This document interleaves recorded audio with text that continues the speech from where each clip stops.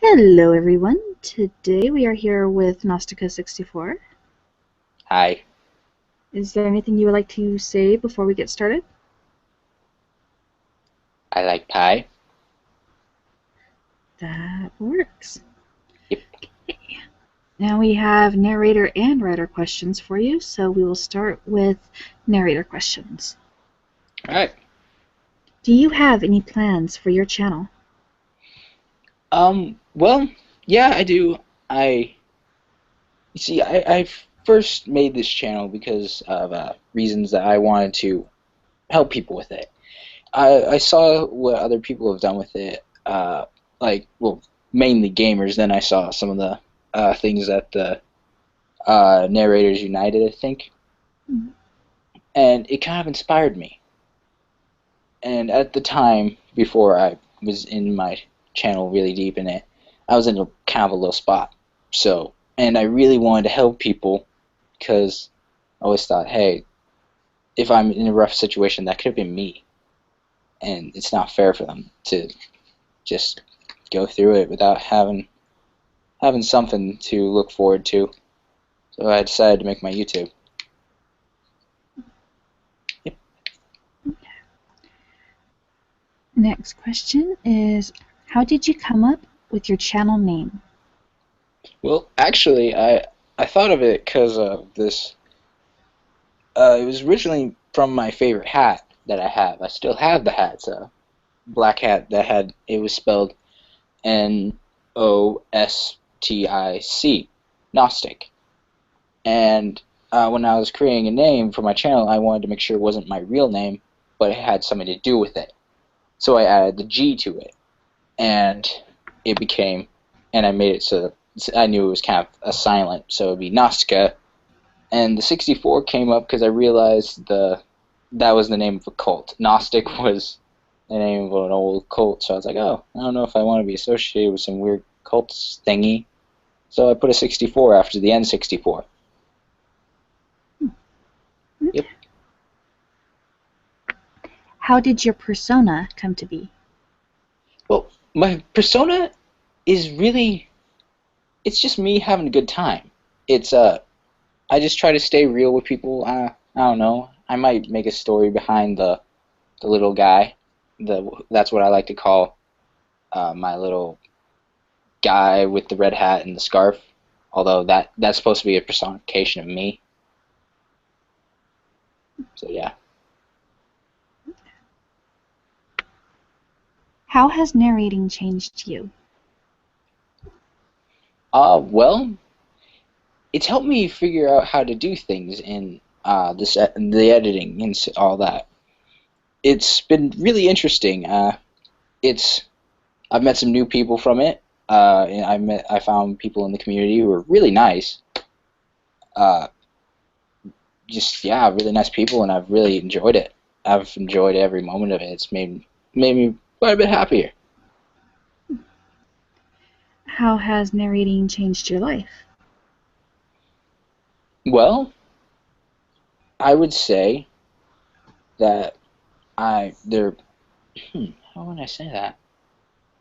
Well, it's changed me in the fact that in reading I'm a little better at it. I've noticed a little, and I have a disability called dysgraphia, which can make reading harder and writing. So when I did my narrating thing, I thought I wanted to challenge myself to become a better reader and writer. So that's one of the reasons why I do it. Okay, why did you start narrating? To start, Mm-hmm. well, a lot of my younger life, a lot of people have told me I'm very creepy, like a creepy person, and that was always kind of insulting to me when I was younger. And I thought of a way a long time ago that I might try to vent my creepiness in a way into something that people might like. So I thought of doing narrating, and I have a deep voice, and I thought it might be fun to do some stories. So I did that, found some music and did it. Okay. What creepypasta do you want to narrate, but are having trouble doing so?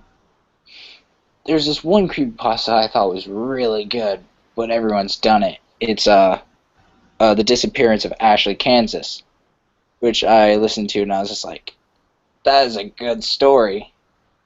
But so many people have done it, and it's just like, I debate with myself, like, should I do it? It's like, nah, so many people have done it already, and it's not gonna be any different with me. Okay. What creepypasta has made an impact on your life? Also, has made an impact on my life. Huh. I would say, that's kind of generic for me because a lot of creepypasta has impacted me in different ways. It's helped inspire me. Like, I guess one of them would probably have to be Tulpa, I think, which helped inspire me make one of my news stories about a doppelganger. So yeah, I guess that kind of inspired me a little bit. Which creepypasta will you not narrate? Oh, there any gaming creepypasta that has the word hyper realistic in it, because they're not good. They're not good anymore. It's just gotten so old, and a lot of the stories are just like just terrible. Or they'll say at the very end, it's like, I'm dead. It's like, then how did you get this on the internet if you're dead? Makes no sense. You had to survive, or yeah. Okay. And that is it for our narrator questions. And so the next set of questions I have for you is for you as a creepypasta writer. Alright. Okay. Which creepypasta do you wish you had been the one to narrate? I'm sorry, to write. I would have to say Jeff the Killer. Because for the reason that I've looked at the story, and it has some. I felt that it had potential, but it's just I felt that it's never done right. I mean, don't get me wrong. I mean, a lot of the people who do creepypastas are great writers, but Jeff the Killer, it's just like, you could do so much with this. You could do so much. Like, I've had some ideas of what you could do. Like, instead of writing it from an omnipresent sort of like all-knowing point of view, you see it from either Jeff's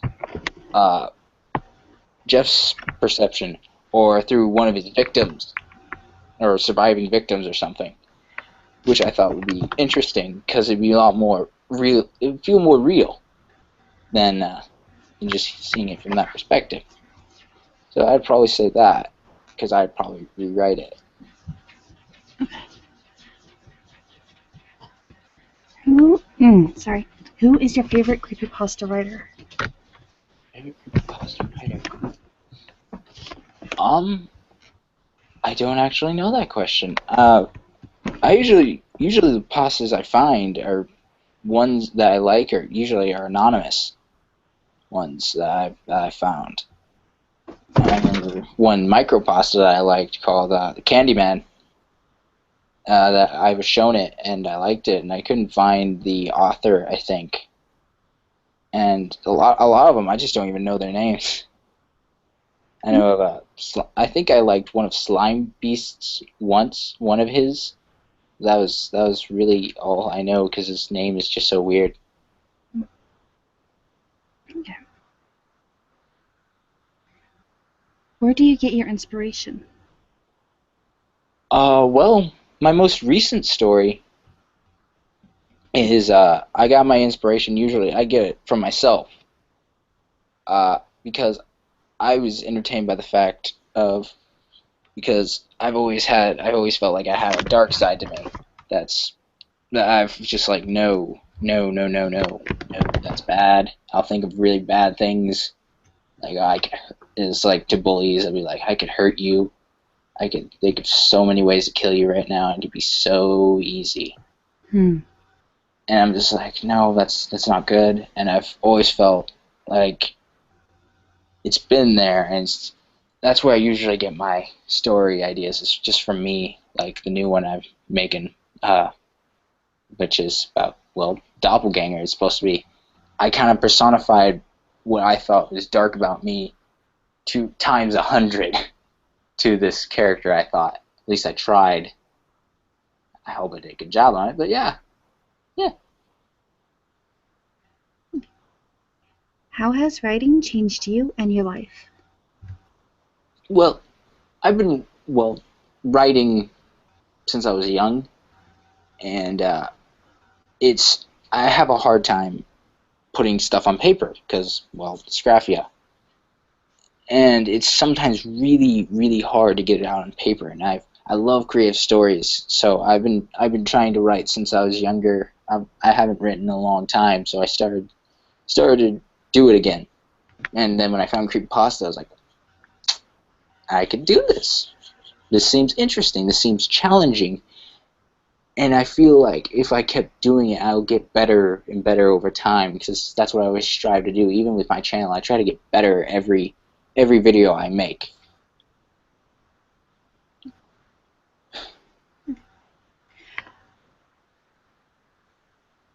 I'm sorry, I lost myself on the questions. Okay. Okay. Okay. Why did you start writing? Start? Well, mostly because I felt I had to. Because mostly when I was a kid, I had to write. Like, we had to write short stories and stuff, and a lot of people liked it, so I kept doing it. And when I got older, I realized it's like I need to keep doing this, because if I don't, there's no way I'm not going to get better. And I've always had this kind of complex where I just felt inferior to other kids because, well, my disability. So it's always kind of eating at me. So I always try to get better at writing and making different situations. And I thought the creepypasta genre was perfect because it's so challenging to write. I thought, well, to make a good one. I mean,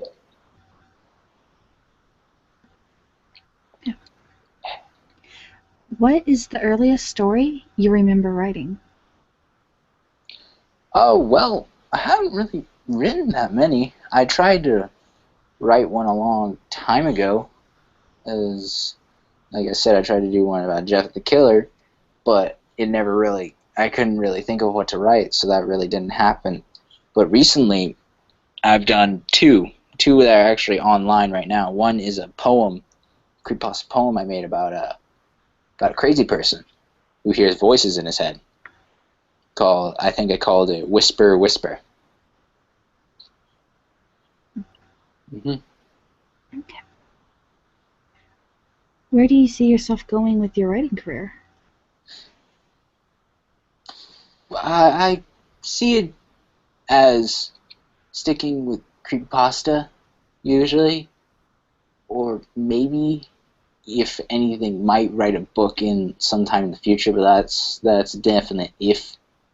I just see it as a way to have fun and to challenge myself.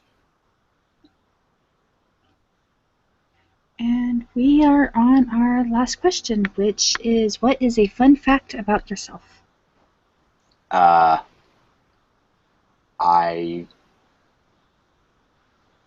I do, what's it called? I like video games, and I do Let's Plays too. I guess that's a fun fact about me. Okay. Is there anything you would like to say before we wrap this up? Well, I hope everyone that watched this had an interesting time learning about me, and hope to see you again soon. All details for Gnostica are in the description below, so make sure you go check out his channel. And thank you very much for allowing me to interview you. Yeah. Fun. And that is it for today. We will talk to you all later. Bye, everyone. Bye.